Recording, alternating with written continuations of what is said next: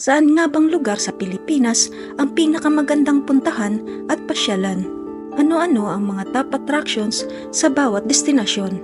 Ano-ano ang mga best local foods ang pwedeng subukan dito? Tampok natin ngayon ang top 10 na magpapawaw sa ganda ng mga tourist spot sa Pilipinas. Ang pinakasikat, pinapangarap at binabalik-balikan na pasyalan sa Pilipinas, ang pinakadinadayo at pinakamagandang puntahan na attraction sa bawat lugar, at syempre ang kanilang mga ipinagmamalaking putahe sa bawat lugar na dapat matikman ng mga mahilig sa food trip.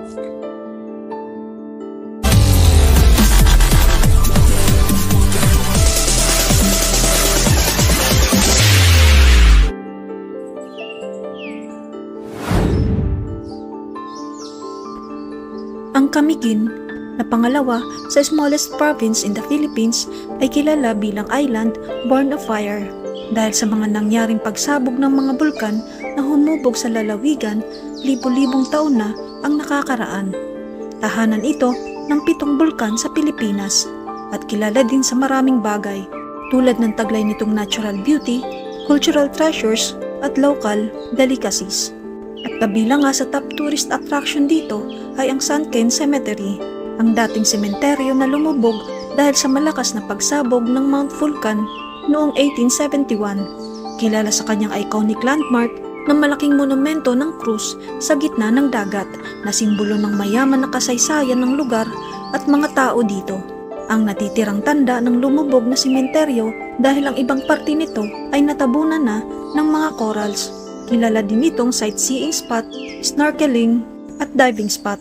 Sa di kalayuan dito at para sa mga mahilig sa hiking, isa sa pinakasikat na tourist spot dito ay ang The Walkway to the Old Volcano and Stations of the Cross, isang pilgrimage site na pinupuntahan tuwing mahal na araw na may kasamang nature at adventure trip para sa may mga gustong makita ang view mula sa tuktok ng bulkan. Isa din sa pinakadinadayo dito kung saan pwede kayong mag-explore at kumuha ng mga photo souvenirs ay ang Old Spanish Ruins o Guiop Church Ruins, isang makasaysayang labi ng simbahan na itinayo gamit ang mga corals noong 16th century na winasak ng pagsabog ng bulkan noong 1871. Isa pang popular na hiking destination dito ay ang Mount Hibok-Hibok, ang most active volcano sa Camiguin na kilala sa kanyang mapaghamon at mapangahas na mga trails papunta sa tuktok kung saan naghihintay sa inyo ang napakagandang panoramic view ng White Island, Bohol, Eastern Mindanao at Siquijor. Tanaw nyo rin mula dito ang crater ng bulkan. Pero take note, may kahirapan ang dadaanan ng mga hikers dito, kaya hindi ito angkop para sa mga beginners. Dagdag sa inyong nature trip ang Taguines Lagoon, isang man-made lagoon kung saan pwede kayong mag-chill, mag-swimming at mag-food trip sa mga handog nitong lasa ng authentic Filipino dishes at mga lutong pamana ng rehiyon. Para naman po sa may gustong magbawas ng stress,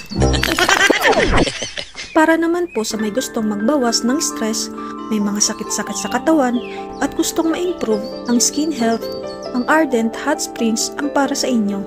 Isa sa main highlight ng Camiguin na kilalang hot spring dahil sa kanyang crystal clear na tubig at taglay nitong healing properties na matatagpuan sa paanan ng Mount Hibok-Hibok. Para naman sa may mga gusto ng may healing properties pero ayaw ng mainit, mayroon din ditong Santo Niño Cold Spring na magpapalakas ng inyong immune system. Isang freshwater spring na nagmula sa Mount Mambahaw na naging paboritong puntahan na ng mga gustong magpalamig, mag-relax at mag-unwind lalo na sa panahon ng tag-init.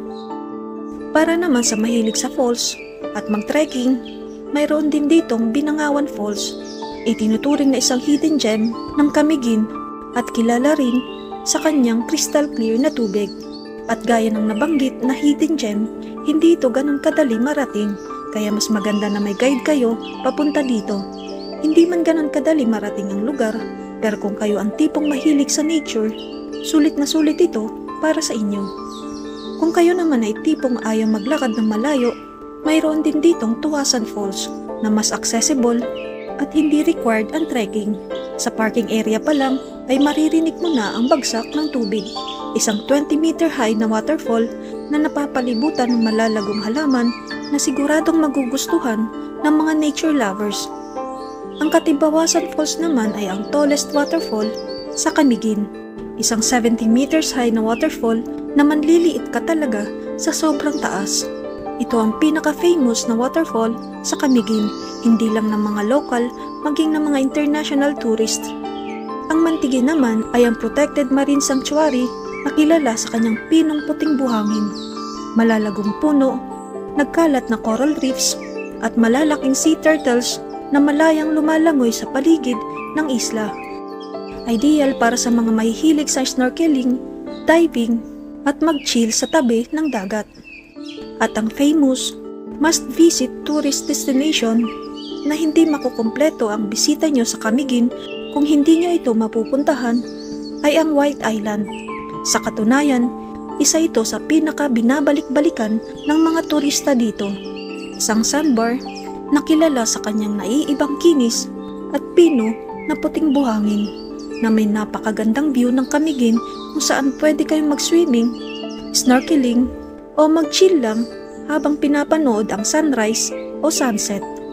Kabilang naman sa mga local dishes na dapat matikman nyo dito ay ang sorol, isang spicy dish na gawa sa native na manok, gata ng niyog at mga pampalasa.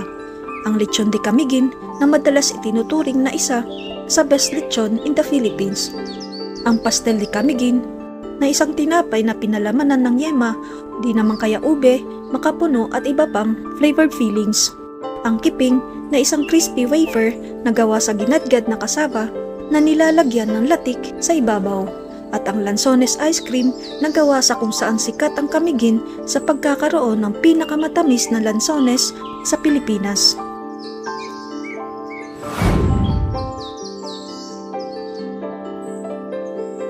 Ang Boracay ay ang maliit na isla sa Visayas region na madalas na pinupuri bilang isa sa mga top islands in the Philippines at isa sa world's top destination kung relaxation ang pag-uusapan dahil sa kanyang pinaghalong natural beauty, thrilling activities at masasarap na local dishes. Bantugan sa kanyang white sand beaches, crystal clear waters at nakakamanghang view ng sunset. Kilala bilang Island of Paradise at Island that never sleeps dahil sa buhay na nightlife dito. Kabilang sa top tourist destination dito ay ang Crystal Coves, kilalang day trip destination na beach resort na malapit sa Boracay kung saan pwede kayong mag-snorkeling, trekking, cave exploration, sunbathing at mag-kayak. Ang Ariel's Point naman ay isa ring popular na day trip destination kung saan pwede kayong mag-cliff diving, snorkeling, kayaking, at paddleboarding. Ang Mount Luho, ang highest point ng Boracay Island na maghahandog sa inyo ng 360-degree views ng Boracay Island. Dito pwede kayong mag-hiking, ziplining, at bumisita sa kanilang maliit na zoo. Ang Coho's Keyhole, na isang natural rock formation sa Boracay kung saan pwede kayong mag-enjoy sa natural na ganda ng lugar at gawing backdrop para sa inyong photo souvenirs. Ang Bat Cave na isang natural cave na popular na spot para sa ecotourism at adventure, kilalang tahanan ng iba't ibang uri ng paniki kung saan pwede kayong mag-explore at mag-observe sa mga paniki sa kanilang natural habitat. Ang Ilig-Iligan Beach na isang liblib na beach na kilala sa kanyang peaceful atmosphere, clear waters at white sand, kung saan pwede kayong mag-swimming, snorkeling at scuba diving. Isang popular na lugar para sa mga ayaw ng masyadong crowded na lugar para mas makapag-relax at mag-enjoy. Kabilang din sa less crowded na beach dito ay ang Diniwig Beach, kung saan pwede kayong mag-swimming, snorkeling, mag-sunbathing o mag-enjoy lang sa natural beauty ng lugar. Ang Bulabog Beach naman ay ang kilalang adventure sports capital ng Boracay at isa sa most famous water sports center in Asia. Sikat na top destination para sa water sports tulad ng windsurfing, kitesurfing, parasailing at funboarding. Ang Puka Shell naman ay ang second largest beach sa Boracay, nakilala sa kanyang white sand na may nakakalat ng mga seashells natural beauty at maberting asul na tubig. Kumpara sa White Beach, hindi ito masyadong crowded na lugar kaya mas tahimik ang lugar na ito para sa mga may gusto ng peaceful relaxation. Pwede kayo mag-sunbathing, swimming, snorkeling, kayaking, volleyball at sunset viewing. Ang White Beach naman nakilala sa kanyang pinong puting buhangin, maberting asul na tubig at nakakamanghang sunset view. Kabilang sa hanay ng mga best beaches in the world kung saan pwede kayo mag-swimming, snorkeling, scuba diving, helmet diving, jet skiing, kayaking, flying fish rides, parasailing, banana boat rides, at paddleboarding. At bukod sa water sports at beach sports, kilala din ng White Beach sa kanyang buhay na nightlife na hatid ng mga pubs, clubs, at bars dito. Pwede nyo rin isama sa backdrop ng mga photo souvenirs ang iconic rock formation na may estatwa ni Virgin Mary na kung tawagin ay Willis Rock. Ang Boracay ay mayroon ding helicopter tour para sa mga may gustong makita ang nakakamanghang view ng Boracay mula sa taas, at sunset cruise naman para sa mga may gustong mag-relax sa yate habang nag-e-enjoy sa mga cocktails at nakakamanghang view ng sunset. Kabilang naman sa dapat yung matikman na local dishes dito ay ang kanilang kinilaw na gawa sa marinated sa suka na isda o seafood na may halong mga pampalasa, ang kanilang classic Filipino dish na adobo, ang balut para sa mga malalakas ang loob, ang chori burger na gawa sa chorizo patty sa halip na beef patty, ang kalamansi muffins na madalas na pinang-aalmusal dito, ang kanilang buko pie na naging paborito na ng mga local at ng mga international tourist dito, at syempre ang kanilang mango float para sa inyong panghimagas.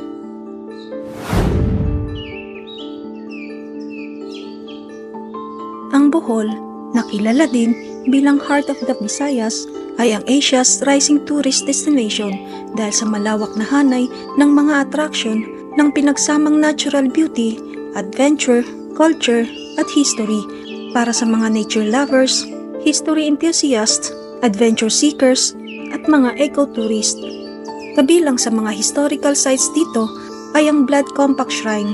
Ang Blood Compact o sandugo na nangyari noong March 16, 1565 sa pagitan ni Dato si Catuna at ng Spanish explorer na si Miguel Lopez de Legazpi, simbolo ng pagkakaisa at kapayapaan na nagmarka ng mahalagang sandali sa nakaraang panahon ng kolonyal ng bansa. Ang mga makasaysayang simbahan dito tulad ng Baclayan Church na kilala din sa tawag na Church of Immaculate Conception, ang second oldest stone church in the Philippines na kumpletong naitayo noong 1727 at idiniklara bilang National Cultural Treasure at National Historic Landmark. Ang St. Peter the Apostle Parish Church na kilala din sa tawag na Lobok Church na kumpletong naitayo noong 1734. Kabilang din sa National Cultural Treasure at National Historical Landmark. Ang Our Lady of the Assumption Church na kilala din sa tawag na Taoist Church, isang neo-classical architecture na itinayo pa noong 1697. Kabilang sa National Historic Landmark na may mapaghimalang balon sa loob na pinaniniwalaang nakakapagpagaling. Para naman sa mga nature lovers na gusto ng mga photos na may background ng nature, ang Bilar Man-made forest ang hindi nyo dapat palagpasin. Isang 2-kilometer stretch ng mahogany trees kung saan pwede nyo ma-enjoy ang tanawin habang nagdadrive papunta sa Chocolate Hills o kaya naman ay mag-stop over at maglakad-lakad muna sa napakagandang tourist spot ng Bohol. Sa mga may gusto naman ng forest trekking, isa sa pinakabinibisita dito at patok para sa mga gustong maglakad-lakad na nature lover, ang Philippine Tarsier Sanctuary, ang tahanan ng pangalawa sa smallest primate in the world. Dagdag sa inyong nature trip ang Fascination Farm, isang malawak na farm ng dragon fruits kung saan pwede kayong mamitas habang nag-e-enjoy sa napakagandang view at experience. Pagkatapos nito ay pwede kayong magpalamig at tikman ang kanilang dragon fruit ice cream. Kabilang naman sa pinakasikat na tourist spot dito ay ang Alicia Panoramic Park, kung saan pwede kayong mag-hiking, camping, stargazing, at sunrise viewing sa napakagandang view ng mountaintop ng Panoramic Park. Kabilang din sa may magandang panoramic view dito na may pinaghalong nature at architecture ay ang Sikatunas Mirror of the World, isang garden theme park na kilala sa kanilang mga replika ng mga sikat na landmark mula sa iba't ibang bansa tulad ng Statue of Liberty, Christ the Redeemer, the Merlion, at Eiffel Tower. Mayroon din ditong colorful light display tuwing gabi na perfect spot para sa pamilya, magkasintahan o mag-asawa, magkakaibigan, at kahit sa mga solo travelers. Mas maganda kung gagawi kayo dito ng late na ng hapon para ma-enjoy nyo ang park sa araw at gabi at makita nyo rin ang sunset view mula sa balcony ng Acropolis. Isa pang day-to-night nature trip dito ay ang Abatan River, isa sa most diverse mangrove forest in the Philippines, kung saan pwede kayong magkayak o sumakay sa traditional boat na tinatawag nilang bandong at mag-enjoy kasama ang nature. Pwede nyo rin may experience dito ang tila isang magical na nature trip, ang Firefly Tour, kung saan kilala din ang Abatan River sa pagkakaroon nito ng libu-libong alitaptap, kabilang ang mga bihirang uri at tubo sa Pilipinas na alitaptap. Isa din sa pinakadinadayo na attraction sa Bohol at ang dapat nyo rin ma-experience ay ang Lobok River Cruise, kung saan mai-enjoy nyo na ang nagagandahang view sakay sa kanilang floating restaurants na may buffet ng kanilang mga local dishes na may kasamang local entertainment ng mga local singers at dancers na nagpe-perform ng kanilang traditional Philippine culture.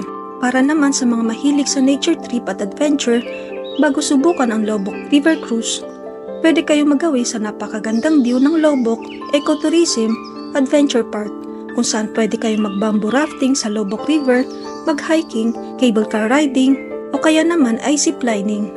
At ang hindi nyo dapat palagpasin ay ang main tourist spot ng Bohol at iconic symbol ng Bohol na Chocolate Hills. Isang naiibang geological formations na may bilang ng mahigit 1,200 na mga burol na may 30 to 50 meters ang taas at may 120 meters na pinakamataas sa 50 square kilometers ng lupain sa Bohol na nagkukulay brown tuwing dry season, kaya nagmumukha itong mga hilera ng mga chocolate. Kung gusto nyo naman masubukan ang bicycle zipline sa may malawak na view ng Chocolate Hills, gawi kayo sa Chocolate Hills Adventure Park. Mayroon din ditong wave runner zipline. Pwede din kayo mag-biking, horseback riding, hiking, ATV riding, camping at marami pang iba. Para naman sa mahilig sa mountain biking o kahit kayo yung tipong gustong matutong magbike, ang Countryside Mountain Bike Tour ang para sa inyo. Magagawa nyo na ang hilig nyo o ang gusto nyong gawin, mai-enjoy nyo pa ang natural na ganda ng lugar, pati na rin ang kultura ng mga lokal dito. Para naman sa mga ultimate thrill seekers, ang Danao Adventure Park ang isa sa must-visit destination sa Bohol. Matatagpuan din dito ang isa sa longest zip lines in the Philippines. Pwede din kayo dito mag-bungee jumping, route climbing, cliff rappelling, mag-paramotor at marami pang iba. Para naman sa mahihilig sa waterfalls, mayroon din ditong Mag-Aso Falls, Twin Falls, Kamugaw Falls, at Kawasan Falls. Kabilang naman sa top destination ng mga mahihilig sa island hopping, diving, snorkeling, at sunbathing ang Pamilacan Island, Virgin Island,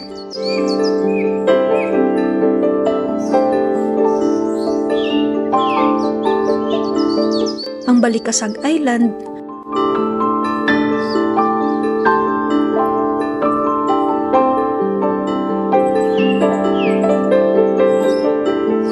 at Panglao Island.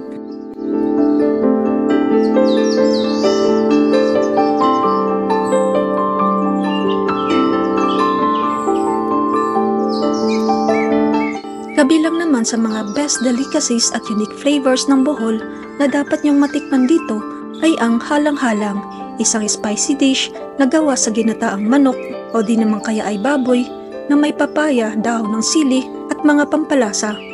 Ang humbang langka na isang traditional dish ng Bohol na gawa sa murang langka na nilaga sa gata ng niyog at mga pampalasa. Ang native fried chicken na highly recommended ng mga lokal dito. Ang pansit bami na pinaghalong kanton at sotanghon noodles.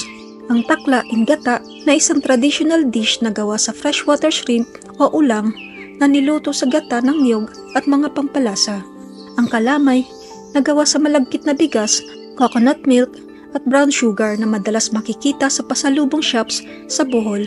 Ang chorizo de Bohol na isang traditional Filipino sausage ng Bohol.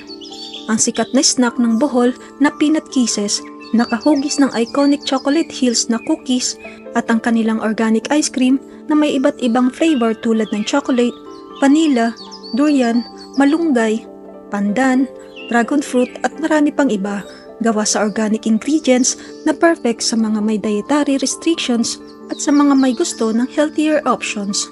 Siyempre, mas maganda kung ma-share din ninyo ang tips at experience nyo dito. At dahil nga sa medyo napahaba tayo, sa part 2 na natin itutuloy ang 10 sikat at top destinations sa Pilipinas. Pero sa tingin nyo ba, alam nyo na ang mga lugar na mapapabilang sa part 2 natin?